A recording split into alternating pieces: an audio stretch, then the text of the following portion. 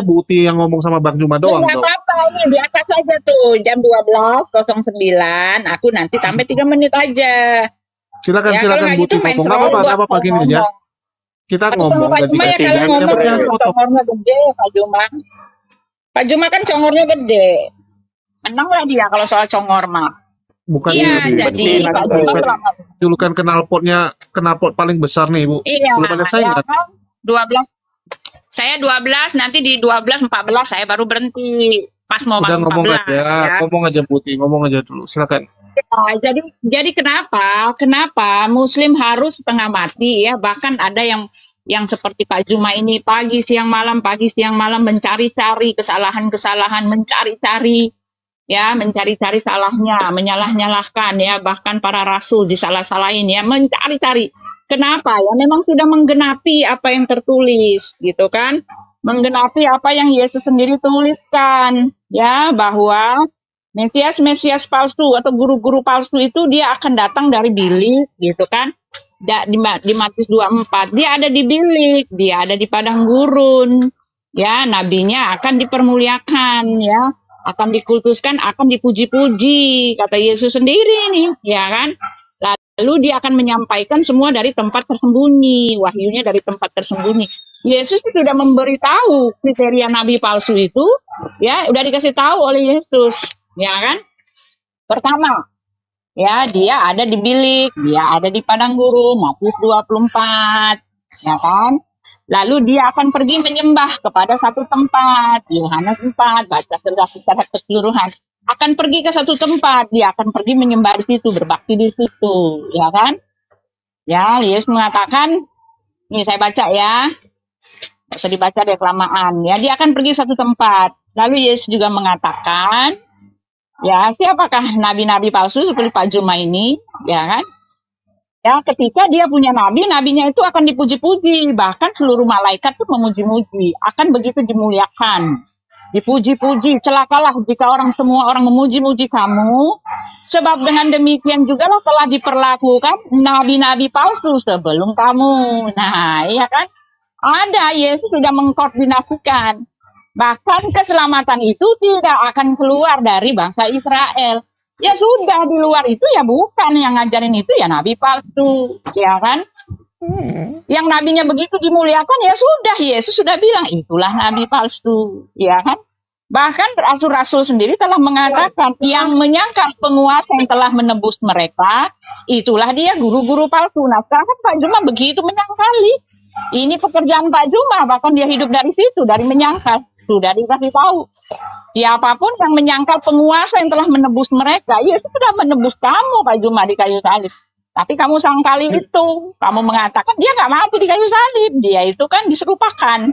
Itulah kamu. Bahkan yang lebih santer lagi, tidak ada berita keselamatan yang keluar dari goa. Udah dikasih tahu nggak ada dari goa, apalagi goa Hira. Ya, ada wahyu pertama turun di situ. Karena di goa itu hanya kata Rasul Paulus 2 Petrus 2, Anda baca. Ya, Rasul Petrus itu adalah tempat iblis-iblis dilemparkan ke situ. Ya, nggak ada Tuhan di situ. Gitu ya. Jadi kalau Anda mau bicara tentang rasul-rasul, nabi-nabi palsu, pengajaran-pengajaran palsu, Alkitab dengan jelas membuktikannya, memberitahu ya. Jadi jangan dialihkan ke tempat kami. Alkitab ini diberikan untuk Alkitab ini adalah kabar gembira, ya. Rasul Yohanes, rasul-rasul ini mengabarkan Yesus Allah. Dialah itu yang dijanjikan oleh Bapa untuk menyelamatkan umat manusia, gitu kan? Ini pengajarannya. Jadi kamu nggak bisa mengais-ngais Alkitab untuk menyalah-nyalahkan Alkitab, sedangkan Alkitab itu bercerita yang nabi palsu itu ya kamu, gitu loh, ya. Ya, silakan. Iya, mantap sekali. Sudah selesai akhirnya. Di sini ada yang baru naik. Ada Kristi. Ya, shalom. Kristi dan Celote. Aku mau tahu nih Celote dari Islam atau Kristen? Halo, Bang Celote. Ya, ini Kristi dari Kristen nggak pastinya? Nggak ada Muslim nama Kristi harusnya ya. Halo. Halo, Tina Cuek Kristi. Ini pada siapa sih? Oke. Ya, mungkin silakan Bang Juma, tolong dijahit Oke. dulu. Muslim. Oh, Oke, baik. Jadi gini, Bu Uti. Yang Yesus maksud itu serigala adalah yang datang kepada muridnya. Baginda Rasulullah Muhammad SAW itu hidup 700-600 tahun setelahnya. Jadi ada yang datang kepada muridnya mengaku sebagai murid, mengaku sebagai domba, padahal bukan domba. Yang Anda harus tahu, nabi palsu, pengajar palsu itu menyamar seperti domba, menyamar seperti pengikut Yesus, menyamar seperti Bani Israel. Siapa ini? Kristen. Bukan Islam. Islam tidak pernah menyamar seperti Yahudi. Gak pernah Islam itu nyamar-nyamar seperti murid Yesus, mana ada. Jadi satu-satunya komunitas di atas muka bumi ini yang bukan Yahudi tapi ngaku Yahudi, ya Kristen. Satu-satunya agama di atas muka bumi ini yang bukan pengikut Yesus tapi ngaku pengikut Yesus, ya Kristen. Apapun sektenya, karena Yesus yang sebenarnya itu adalah nabi, rasul, utusan Tuhan bagi Bani Israel. Yesus yang diperebutkan ini adalah Yesus buatan Paulus. Itu yang diperebutkan oleh Kristen sekarang ini.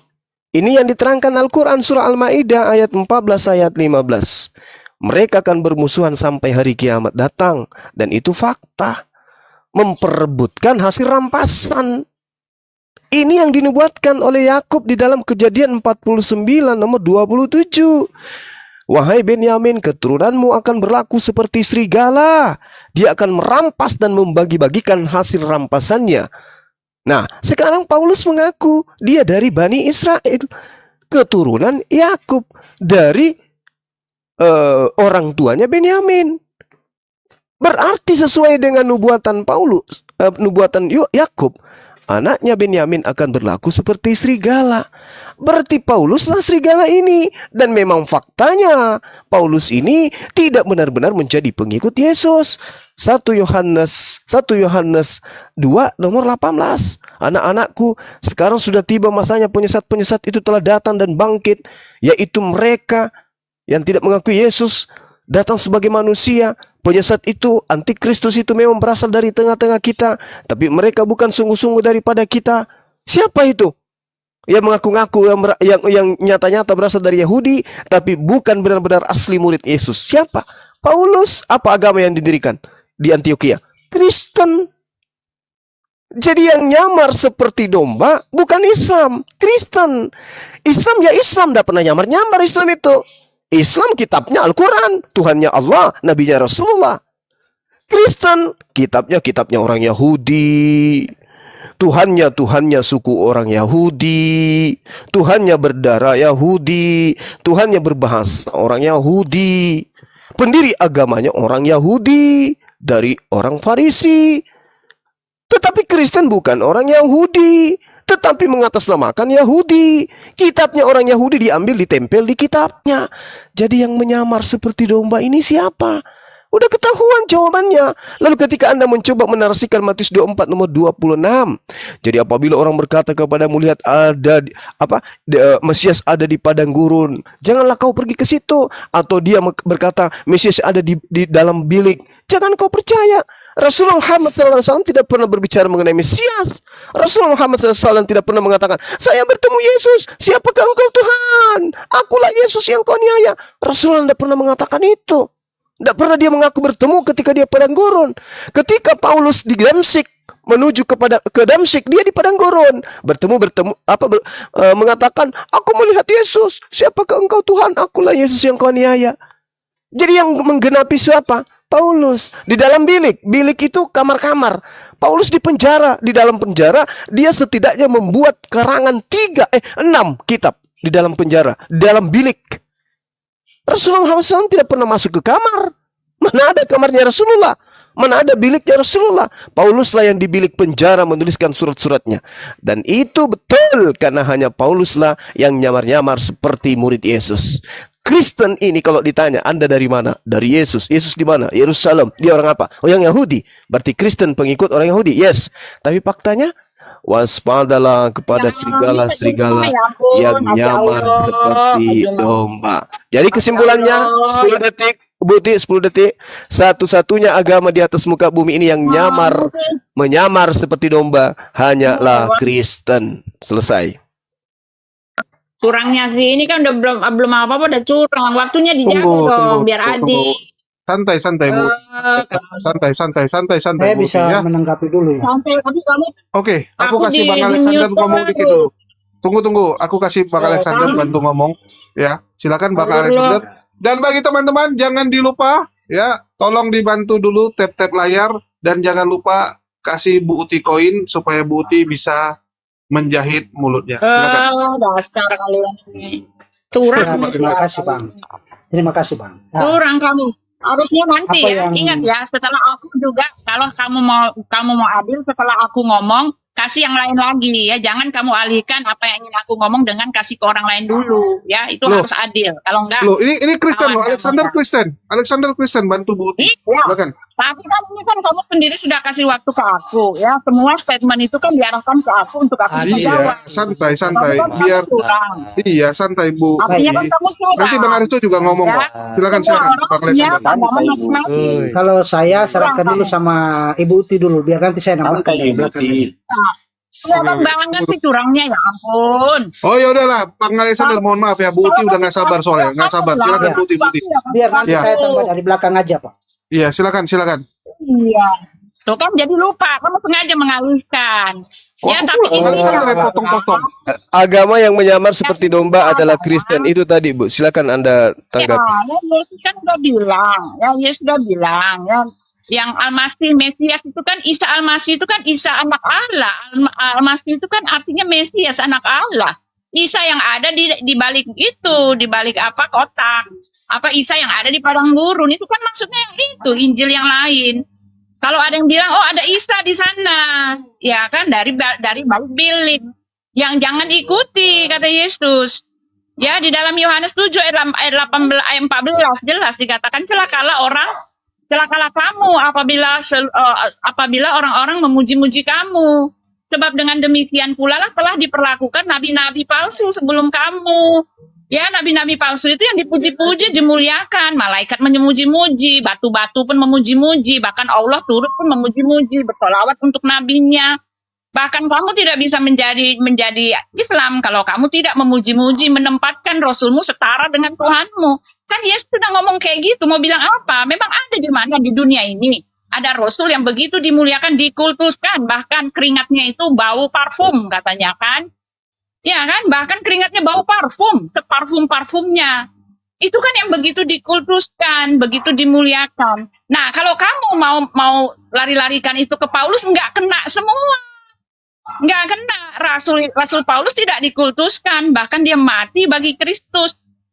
Rasul Paulus itu menurut panggilannya, ya Rasul Petrus sendiri telah mengesahkan Rasul Paulus itu adalah bagian dari para rasul. Kamu nggak bisa bohongin itu. Rasul Petrus meneguhkan dia itu adalah rasul yang ada bersama dengan dia satu tim. Kalau orang satu tim sendiri, pimpinan dari para rasul sendiri sudah mengesahkan Rasul Paulus adalah satu tim dengan dirinya, kamu mau bilang apa? Kalau kamu masih memaksakan, lah itu kan karena penyesatanmu, kamu yang nggak terima gitu loh. Ya, jadi di dalam Kejadian 29 itu juga kan itu kan konteksnya adalah dia para ke-12 murid, ke-12 anak Yakub itu kan sedang diberkati. Sedang mendapatkan pemberkatan satu persatu. Jadi ketika dikatakan kelakuannya seperti serigala, itu yang positifnya, berkatnya. Dia akan begitu perkasa. Itu maksudnya. Ya, itu maksudnya, bukan seperti yang kamu seleweng-selewengkan. Itu bukan konotasi negatif. Orang dia sedang diberkati. Yang namanya diberkati, oh kelakuanmu nanti kamu itu akan perkasa di bumi. Kamu akan seperti singa. Kamu akan seperti serigala. Yang ditakuti orang. Nah, itu kan konteksnya. Kamu baca deh. Ketahuan banget gitu loh, Pak. Kamu mau seleweng-selewengkan ayat orang. Lalu Yesus sendiri mengatakan, darah yang akan kuberikan untuk dunia. Dia bilang tuh, untuk dunia loh, ya dia mengatakan ada lagi padaku domba-domba lain yang bukan dari kandang ini, kandang Israel. Mereka harus kutuntun juga, mereka harus menjadi satu kawanan dengan satu gembala. Di Yohanes 10 kamu baca semuanya itu, gitu loh. Ya saya udah buktikan kamu semua ngawur. Kamu harus buktikan kepada saya, ya wahyu mana yang lahir dari goa, sedangkan sudah jauh sebelum itu sudah dikasih tahu tidak ada penyelamatan di luar bangsa Israel. Ya udah titik. Kita sudah dikasih sinyal, Sudah dikasih tahu, kamu jangan ke sana, kamu nanti di sana ada banyak kecelakaan. Karena udah dikasih tahu, yang ngasih tahu itu orang-orang DLLAJR yang sudah pantau. Nah, begitu juga sudah dikasih tahu tidak ada keselamatan yang keluar dari bangsa Israel, yang bukan dari bangsa Israel. Lah, kalau dari Arab artinya apa? Ya bukan. Itu ya ajaran kamu sendiri. Tapi kalau betul-betul mau cari keselamatan, datanglah kepada yang tertulis itu, ya. Itu loh Pak Jumal. Jadi jangan, udahlah, kamu itu menggenapi apa yang tertulis di dalam kitab kitab kami. Kamulah antikristus itu. Ya, seorang yang memimpin begitu banyaknya orang untuk membawa orang-orang pada penyangkalan penguasa yang telah menebus kamu itu. Ya, Rasul Paulus itu justru dia mati martir. Kalau kita mau bicara tentang karakter Rasul Paulus dengan Nabi Muhammad, nggak bisa. Nggak bisa diambil benang merahnya, kesamaan setitik pun, setiota pun tuh nggak bisa. Yang satu berasal dari atas, yang satu dari bumi. Nabi Muhammad betul dari bumi. Tetapi orang Kristen ketika mereka percaya kepada Kristus, kami itu disebut berasal dari atas. Bagaimana yang di atas bicara tentang bumi? Yang nggak bisa, nggak nyambung. Ya, jadi jangan cari-cari salah. Sekarang kamu jawab saya. Bagaimana Anda bisa mengatakan bahwa ada wahyu keluar dari goa? Ya, di mana ada Tuhan di dalam goa, sedangkan goa itu sampai sekarang pun orang itu sedang bersemedi, itu orang bersemedi larinya ke goa. Itu aja yang kamu lihat, ada nggak Tuhan di situ? Itu loh. Ya, silakan Pak Alexander. Ya, silakan Pak Ya. Alexander. Ya, habis tunggu, aku mau kasih tahu ya. Habis Bang Alexander, tolong kalau nggak Bang Aristo, Bang Dewa, baru Bang Juma ya. Tolong dimoderasi duluan, Bang. Bang Ben, aku mau sholat dulu. Ya, tolong ya. Oke, Jul. Dan bagi Silakan, teman-teman jangan lupa Alexander. nih, yang di live chat banyak sekali teman-teman Kristen yang dari tadi marah-marah sama Bang Zuma, tapi tidak mendukung Bu Uti. Kelewatan juga kalian. Nanti disalib juga sama Bu Uti. Ya, silakan Ya. Bang Alexander. Baik, terima kasih atas waktunya. Saya mendengar dengan seksama penjelasan Bu Uti tadi. Artinya bahwa persoalan di sini bicara tentang bagaimana cara memberitakan firman Tuhan itu dengan benar, baik dalam kalangan Kristen maupun dalam Muslim sendiri. Nah, sekarang kalau misalnya kita merujuk kepada Nabi, status Muhammad itu adalah Nabi dan Rasul. Nah, persoalannya bahwa tradisi kenabian itu hanya ada di dalam bangsa Israel. Sejak kedatangan Tuhan Yesus ke dalam dunia, maka tidak ada lagi nabi di Israel. Maka ketika sudah tidak ada lagi nabi di Israel, maka Yesus sudah menyatakan di dalam nas yang sudah tadi disampaikan Ibu Uti bahwa apabila ada nabi lagi setelah kedatanganku ke dalam dunia, maka itu adalah nabi palsu. Nah, kembali kepada persoalan bahwa siapakah nabi palsu itu? Nabi palsu, dia punya konteksnya bicara tentang menyangkal Yesus Kristus adalah Tuhan dan Juru Selamat. Karena barang siapa mengaku bahwa Yesus Kristus adalah Tuhan dan Juru Selamat, maka ia akan diselamatkan. Namun di sini umat Islam menentang dengan tegas dan menolak apa yang tertulis di dalam kitab suci. Maka mereka sangat jelas menolak tentang keselamatan itu. Mereka memilih untuk diselamatkan berdasarkan kealahan yang tertulis di dalam Al-Hadis. Nah, di sini Allah SWT menjanjikan bahwa keselamatan itu ada pada Tuhan negeri Mekah dengan surganya, yakni 72 bidadari. Nah, artinya setelah umat muslim mati, maka dia akan naik dan mendapatkan 72 bidadari. Nah, artinya bahwa surga kekristenan beda dengan surga Islam. Kalau surga kekristenan bicara tentang surga kekudusan, di mana Tuhan terang itu bersemayam. Tetapi surga Islam bicara tentang surga di mana 72 bidadari itu ada, dan para muslim yang laki-laki itu akan bersenang-senang dengan 72 bidadari. Konteksnya ketika menyatukan dua Tuhan antara gelap dan terang itu tidak bisa. Menyatukan dua sorga antara sorga Surganya orang Kristen itu perang naga. Sabar dulu Pak, saya masih Perang naga. Sebentar, saya masih menjelaskan. Yang lain diam, kalau bukan waktunya diam ya. Di mute. Nah, jadi apabila mengkoneksikan antara surganya Tuhan negeri Mekah, yakni surga 72 bidadari, dengan surganya Tuhan segala terang itu jelas berbeda. Sehingga di sini harus juga dipertegas, siapakah 72 bidadari itu? Makanya di sini saya mau bilang bahwa siapakah 72 bidadari yang dijanjikan oleh Tuhan negeri Mekah kepada seluruh umat muslim, itu juga harus dipertegas. Di sini harus ada pembelajaran juga, karena umat muslim juga tidak tahu tentang siapa itu 72 bidadari yang Surganya dijanjikan orang kepada. Kristen perang naga. Sebentar Pak. Perang Ya. naga, Jelasnya tidak ada diam atau kedamaian. saya suruh host turunkan Anda nanti. Perang naga. Iya, Anda juga ini bukan biarkan teman Kristen berargumen, Pak. Yang Islam patuh lah, Pak. Biar yang tersampaikan. lain tolong biar selesaikan dulu Bang Alexander. Ya. Jadi di sini harus dijelas juga tentang 72 bidadari ini siapa. Lalu apa namanya, sehingga dikoneksitaskan dengan misalnya keimanan bahwa Allah yang satu yang mereka percaya bahwa Allah Bapaknya Yesus itu, sedangkan Bapaknya Yesus itu punya surga adalah surga kekudusan, surga segala terang. Nah, sedangkan Tuhan negeri Mekah ini punya surga adalah surga 72 bidadari. Siapakah 72 bidadari ini? Itu harus juga dipertegas. Mungkin itu saja dari saya. Sekian dan terima kasih, Bang. Iya, menarik. Ya. Oke, terima kasih. Oh, monggo Bang Aristo dulu, habis itu Bang Zuma. Ya, menarik. Jadi teman-teman Muslim santai saja.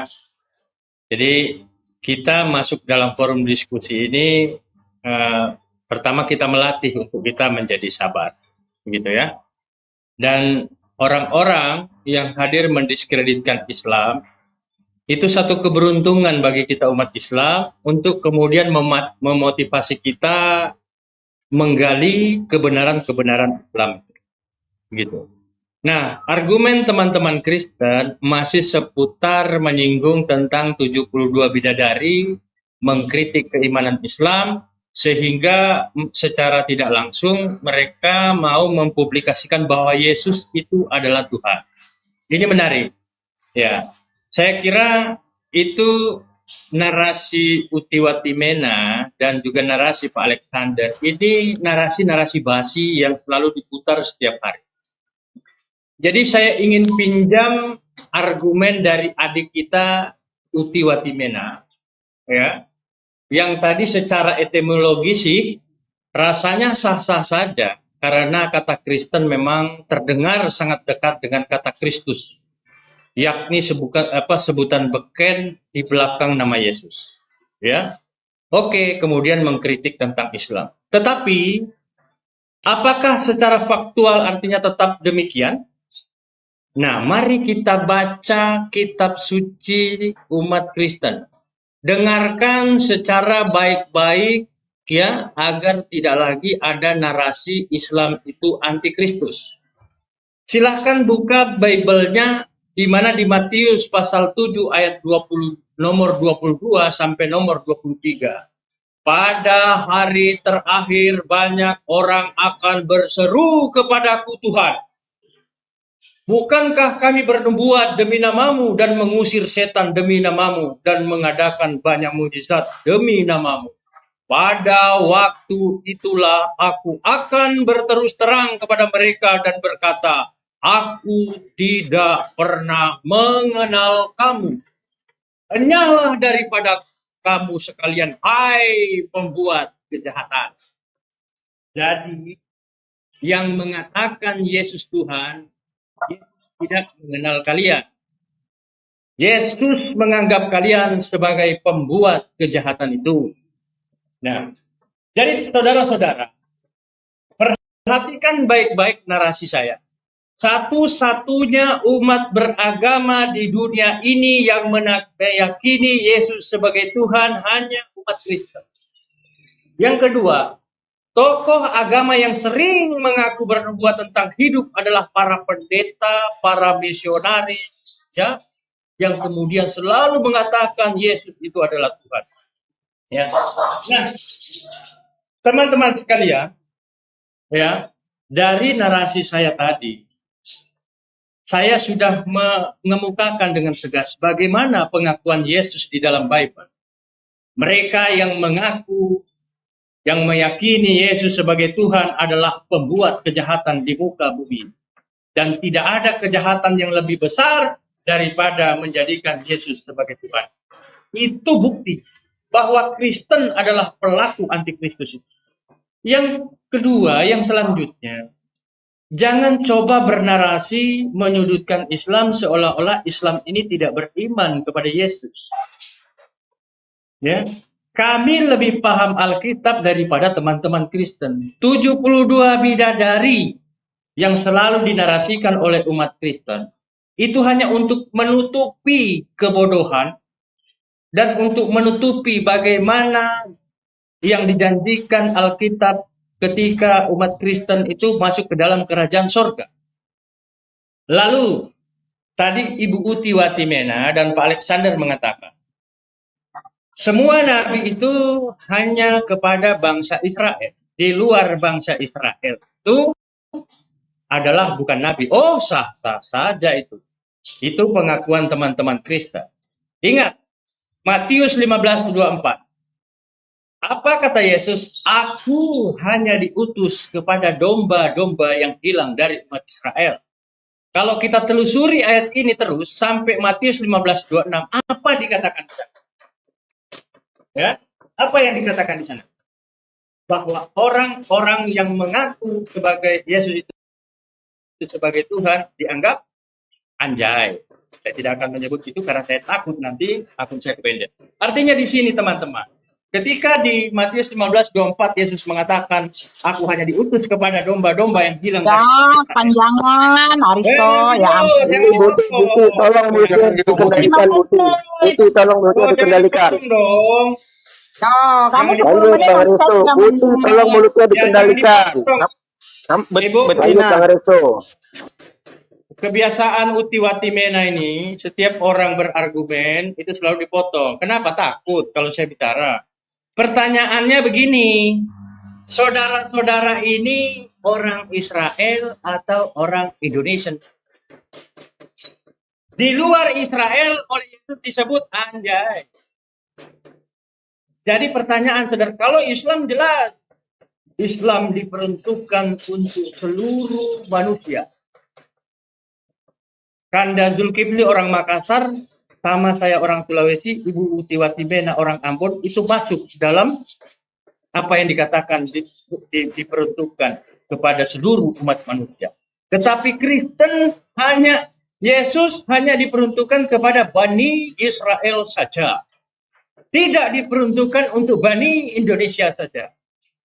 Jadi kalau bahkan ayat selanjutnya dikatakan, di luar Israel disebut anjay.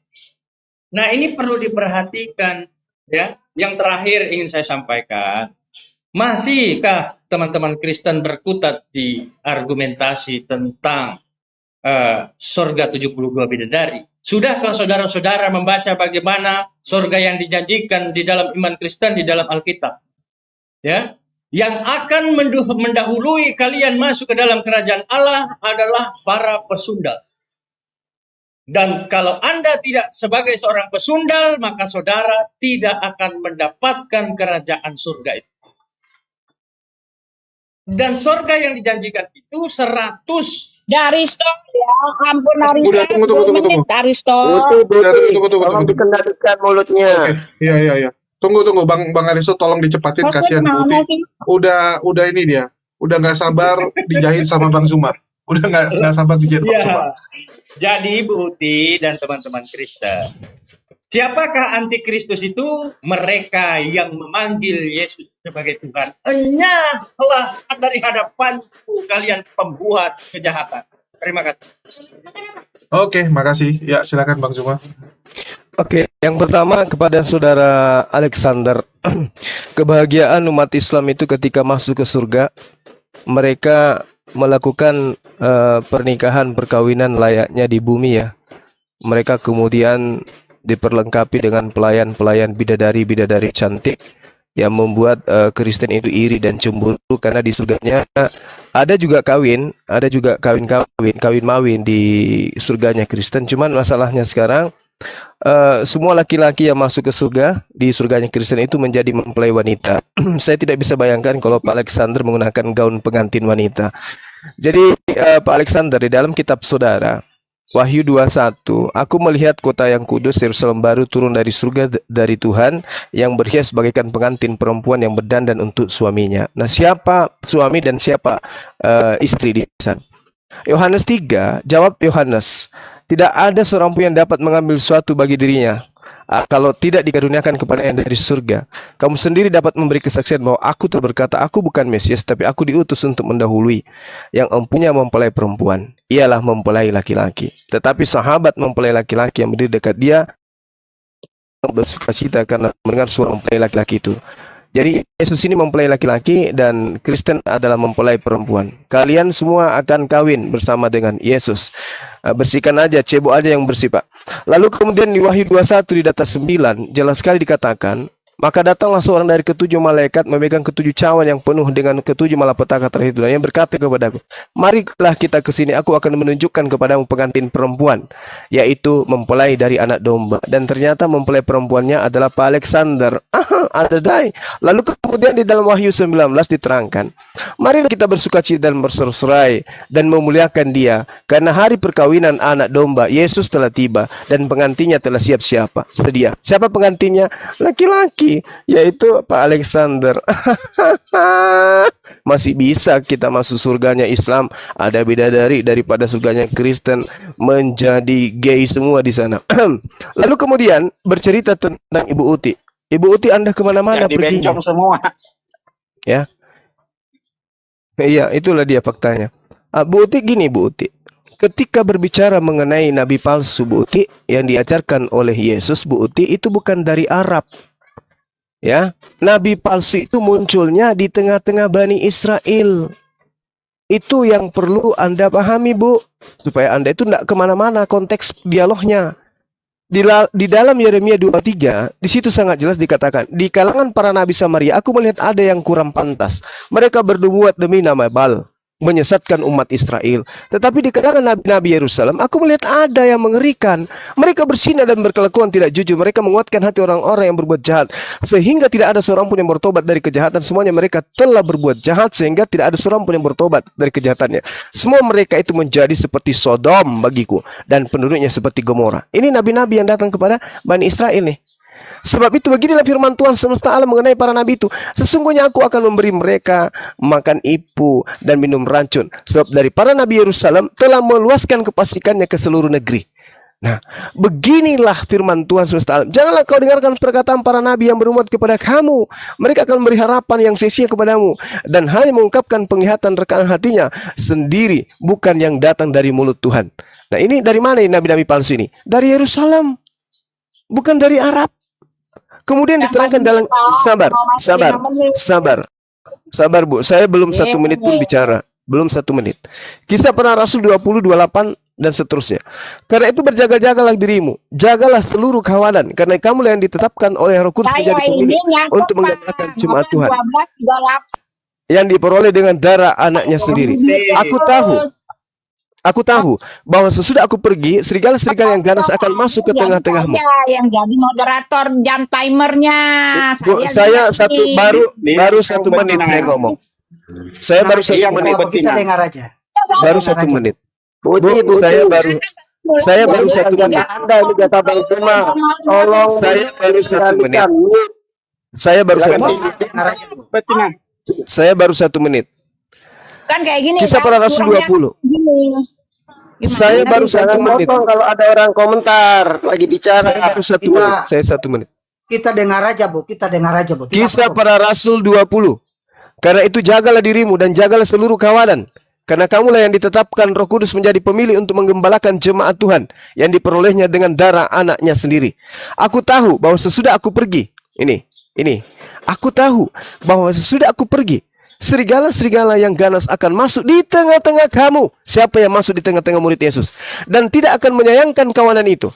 Bahkan di antara kamu sendiri akan muncul beberapa orang yang dengan ajaran palsu. Mereka berusaha menarik murid-murid dari jalan, benar dan mengikuti mereka. Ini siapa ini? Orang dari mana ini? Yang muncul di tengah-tengah murid Yesus yang mengajarkan, kemudian di mana murid-murid Yesus juga berusaha menarik murid-murid. Bahkan di antara kamu, bahkan dari kepanasan, tolong di mute, nanti ada waktu Anda. Silakan lanjut Bang Zuma. bahkan dari antara kamu sendiri akan muncul beberapa orang yang dengan ajaran palsu mereka berusaha menarik murid-murid yang asli dari jalan yang benar dan supaya mengikuti mereka. Sebab itu berjaga-jagalah dan ingatlah bahwa aku 3 tahun lamanya siang malam dengan tiada berhenti menasihati kamu masing-masing dengan mencucurkan air mata. Ini nasihat Yesus kepada muridnya, dan ternyata pengajar palsu, nabi palsu itu muncul di tengah-tengah mereka, dan sebagian muridnya ikut menjadi sesat di sana. Jadi jangan Anda mencari yang lain. Kemudian 1 Yohanes 2 nomor 18-19. Anak-anakku, waktu ini adalah waktu yang terakhir. Seperti yang telah kamu dengar. Buti, ini bukan waktu Anda. Anak-anakku, waktu ini adalah waktu yang terakhir. Diam. Seperti yang telah kamu dengar. Seorang antikristus akan datang. Sekarang telah bangkit banyak antikristus. Itulah tandanya bahwa waktu ini adalah benar-benar waktu yang terakhir. Antikristus ini memang mereka berasal dari antara kita. Antikristus berasal dari antara kita. Jadi jangan Anda cari ke Arab. Antikristus itu muncul di tengah-tengah Bani Israel. Dan itulah Paulus yang mendirikan agama Kristen. Jadi Kristen ini adalah serigala nyamar domba. Ingat Bu, terakhir dari saya, di dalam kitabnya orang Yahudi bilangan 12 nomor 6. Lalu Tuhan berfirman, dengarlah firmanku ini, jika di antara kamu ada seorang nabi, maka aku Tuhan menyatakan diriku kepadanya dalam penglihatan mereka. Aku berbicara dengan mereka di dalam mimpi mereka. Lukas, Markus, Matius, Yohanes pengarang kitab saudara, termasuk Paulus, tidak pernah Tuhan menyatakan diri kepada mereka. Tidak pernah Tuhan berbicara kepada mereka. Tapi mereka kemudian memiliki kitab yang Anda anggap suci. Inilah mereka, sang nabi-nabi palsu yang tidak pernah Tuhan menyatakan diri kepada mereka, pendiri agama Kristen. Demikian sementara, silakan saudara Alexander cebok yang bersih, karena Anda akan menjadi mempelai wanita. Anda down.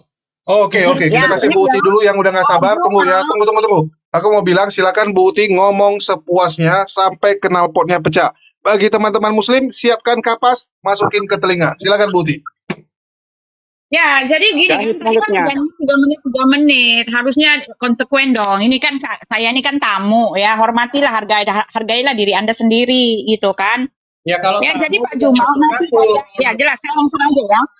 Diam aja, saya langsung aja ya. Jadi Aristo pun sama, ya kan, dia mencari kesalahan bahwa udah 5 menit Bu Uti. Iya. Jangan. Boleh, selesai sudah, boleh. Boleh. Ya bentar loh, waktu saya mau ngomong habis ini dong. Jangan kalian buat yang itu. Ya, silakan Bu Uti ngomong sampai pecah. Anda tidak bisa memakai Alkitab kami untuk menyangkali apa yang telah tertulis di dalam kitab kami. Yesus itu adalah Tuhan, Anda mau bilang apa? Udah 5 menit Bu Uti, udah 5 menit. Udah, jangan. Kuki aja dulu. Ya, lagi Bu Uti. Jangan ganggu Bu Uti, Ya. Biarkan dia ngomong sampai Jangan begitu mulutnya ya, sobek. kalian mencari. Ya. Jangan begitu dong. Kalian ini aduh, minta ampun. Iya. Ya, jadi Pak, jangan diganggu, jangan Sisa 2 sengaja menit. begitu. Jangan sengaja. Kalian takut saya menjawab. Udah jangan nih. Sisa 2 Turunin menit dulu orang Bu Uti. nih. Supaya jangan ganggu, kuturunin dulu. Ya, silakan Bu Uti ngomong sampai sobek mulut. Bagi teman-teman jangan lupa dikasih koinnya biar Bu Uti nanti bisa operasi mulutnya. Silakan Bu Uti. Ya, jadi saya mau jawab Aristo dulu ya. Aristo tadi memakai Matius 7 ayat 21 ya. Tetapi dia menarasikannya dengan pengajaran dia sendiri. Dia menangkapnya, dia berlogika sendiri, dia bernarasi sendiri, mengajarkan apa yang tertulis di dalam kitab orang lain dan menyesatkannya.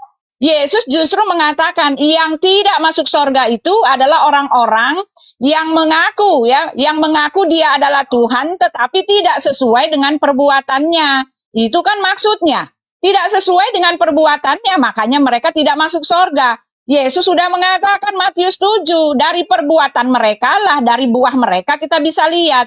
Dan orang yang nggak masuk surga adalah orang-orang yang tidak melakukan kehendak Bapa.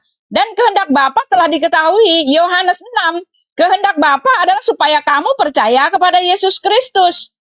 Ya, inilah kehendak Bapakku, Matius 6 ayat 40. Inilah kehendak Bapakku, yaitu apabila barang siapa yang percaya kepada anak, mereka akan memperoleh hidup yang kekal dan aku akan membangkitkan mereka pada akhir zaman. Loh, ini kan konteksnya. Justru orang-orang sudah memanggil dia itu Tuhan. Karena apa? Makanya Yesus mengatakan, bukan semua orang yang menyebut aku Tuhan, Tuhan. Yesus itu sudah adalah Tuhan, disebut Tuhan, dipanggil Tuhan. Tetapi bukan karena menyebut dia Tuhan, tetapi orang yang melakukan kehendak Bapa kan di situ. Artinya apa? Kamu kan menyelewengkan ayat orang di situ, ya.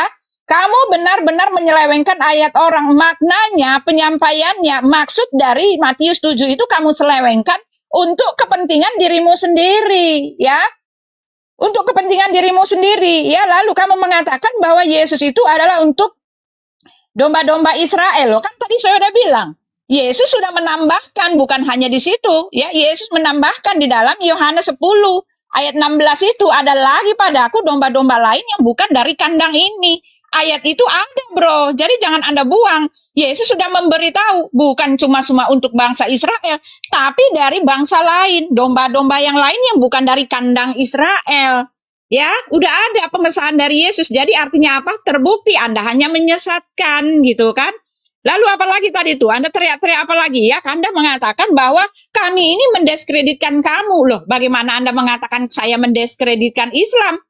Tadi narasi Anda berjam-jam mengatakan nabi palsu Paulus. Yesus bukan Tuhan, kami salah menyembah. Anda bilang itu tidak mendiskreditkan. Ketika saya menjawab, kamu bilang kami mendiskreditkan. Weh, sadar Aristo, kita ini sedang berdialog, ya, sedang mencari kebenaran dari itu semua. Jadi kamu jangan lempar batu, ya, jangan seperti anak kecil caranya. Ya, lalu kamu tadi membaca ya di dalam apa lagi tadi itu? Ya, terlalu banyak. Lalu Pak Juma begitu kerasnya mencari-cari, mempelai laki-laki katanya. Ya, adalah Yesus. Lalu kita ini semua laki-laki akan menjadi laki-laki. Itu kan otak kotormu. Iya kan? Mempelai laki-laki itu kamu cari tahu dulu apa maknanya. Mempelai laki-laki, Yesus itu adalah kepala dari kami ini adalah jemaatnya. Kami mempelai perempuan, itu mempelai jemaat dengan Tuhannya. Itu artinya, bro. Yesus sudah mengatakan kamu sesat ketika kamu mengatakan di sorga itu orang kawin dan mengawinkan. Itu sesat, kata Yesus. Ya sudah, mau bilang apa? Ketika ada pernikahan di sorga, orang kawin-kawinan, itu sesat, kata Yesus. Karena orang di sorga hidup bagai malaikat, nggak punya kelamin. Jadi walaupun pesundal yang naik ke sana, kata Yesus, ya pesundal mendahului kamu karena mereka bertobat, barangnya nggak dipakai untuk pesta-pesta gituan. Itu kan Alkitab kami bilang begitu. Ya, yang berpikir bahwa ada pesta-pesta gituan di sorga itu sesat. Ya sudah, mau bilang apa? Ini perkataan Yesus sendiri. Adapun kamu berusaha untuk melarikannya kepada Rasul Paulus, kan saya udah bilang, nggak ada benang merahnya antara Paulus dengan Muhammad, nggak ketemu, beda bagai bumi dengan langit. Ya, itu punya pembahasan sendiri. Kamu hanya berusaha untuk melarikan diri ya dari topik ini. Paulus adalah rasul yang betul-betul adalah rasul berdasarkan satu tim dengan para rasul yang lain berdasarkan pengesahan dari pimpinan para rasul. Rasul Petrus sudah mengesahkannya. Ya sudah, kamu mau bilang apa? Kamu mau pisah-pisahkan, itu kan urusan penyesatanmu sendiri, bro. Ya, satu lagi saya mau bilang, ya. Dikatakan, kamu mengatakan bahwa di sorga banyak pesundal. Nah itu dia, maaf. Yang dimaksud di situ, pesundal di situ adalah pesundal yang percaya kepadanya. Oke? Tidak ada lagi itu pernikahan-pernikahan. Maaf ya, Alkitab mengatakan di sorga orang tidak kawin dan mengawinkan dan tidak hidup dalam perhambaan nafsu birahi. Itu berasal dari setan-setan, bro, pemikiran itu. Ya, silakan Pak Alexander. Oke, akhirnya sudah bisa buka kapasnya teman-teman. Tolong dibuka dulu kapasnya. Silakan Pak Alexander. Kepental dia, Jul. Oh, udah kepental. Waduh, ngeri kali Bu Uti punya suara nih. Kawan sendiri pun terpental. Saya yang gantikan ya. Udah, saya tambah ayat saya satu ya. Waktunya 2 menit saya tambahkan. Yohanes 7, sebentar. Yohanes 7 ayat 28 saya mau buka. Nih. Yohanes 7 ayat 28. Ya, Pak Alexander saya dong, 2 menit. Saya kan tadi kasih waktu ke dia nggak ada ya, masih saya dong. Gimana sih kamu? Yohanes 7 ayat 28. Mari kita baca. Ya, Yesus jelas mengatakan nabi-nabi palsu itu. Kata Yesus sendiri, Habis 2 menit. ya, Yohanes 7 ayat 28. Bentar ya, dikatakan. Bentar, saya baca, diam. Apabila apabila perkataan itu, pengajaran itu berasal dari dirinya sendiri, tentulah dia mencari hikmat bagi dirinya sendiri. Nah, itu ya, yang mencari hormat bagi dirinya sendiri itu siapa? Yesus sudah ngasih tahu, segala penghormatan yang luar biasa, pengkultusan yang luar biasa, penghormatan yang luar biasa kepada satu oknum yang kalian sebut rasul, yang hanya seorang rasul tetapi menduduki tempat yang sama kedudukan dengan Tuhannya. Yesus sudah bilang ya, Yesus sudah bilang. Mari kita baca sekali lagi ya. Yohanes 7 ayat 18 bentar ya. Apabila mana sih? Ya. Ntar saya buka dulu. Apabila pengajarannya itu berasal dari perkataannya itu berasal daripada dirinya sendiri, tentulah dia mencari hormat bagi dirinya sendiri. Nah, nambah lagi ya. Jadi itu jelas, itu bukan wahyu Tuhan, itu bukan berasal daripada Tuhan karena nabinya mencari hormat bagi dirinya sendiri, ya kan? Itu dia ya, itu dia. Ya, silakan Pak Alexander. Udah naik belum? Oh, enggak naik. Belum, masih hilang ya. Jadi bagi teman-teman Kristen yang mau naik silakan ya, walaupun Bu Uti ini agak susah diajak berteman, tapi ya minimal adalah teman kalian daripada sendiri. Oke, ya. Jadi bagi teman-teman, tolong ya dibuka dulu kupingnya. Sudah selesai Bu Uti ngomong.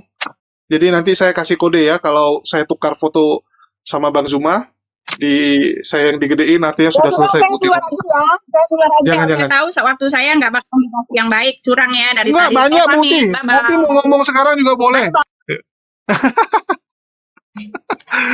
Kabur dia. Ini gara-gara Bang Dewa ganggu-gangguin terus. Kasihan kan. Kemana dia?